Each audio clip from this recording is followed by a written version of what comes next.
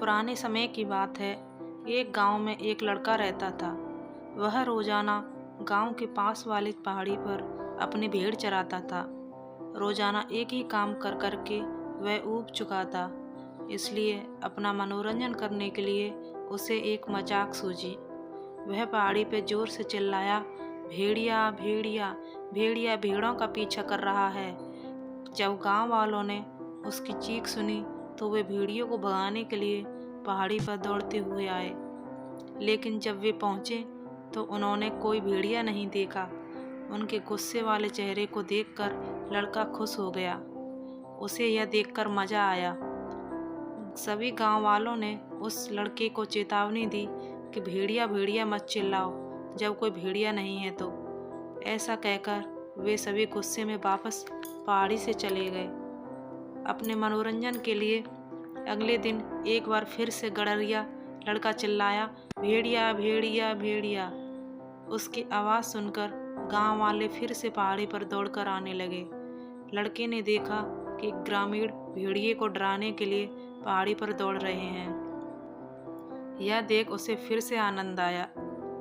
जब उन्होंने देखा कि कोई भेड़िया नहीं है तो उन्होंने सख्ती से उस लड़के को कहा कि जब कोई भेड़िया ही नहीं है तब उन्हें नहीं बुलाना चाहिए। केवल भेड़िया के आने पर ही उन्हें उसे पुकारना चाहिए। जब वो गांव वाली पहाड़ी के नीचे जा रहे थे तब वो लड़का मन ही मन मुस्कराया। कुछ दिन बाद लड़के ने एक असली भेड़िए को अपने झुंड की तरफ आते देखा।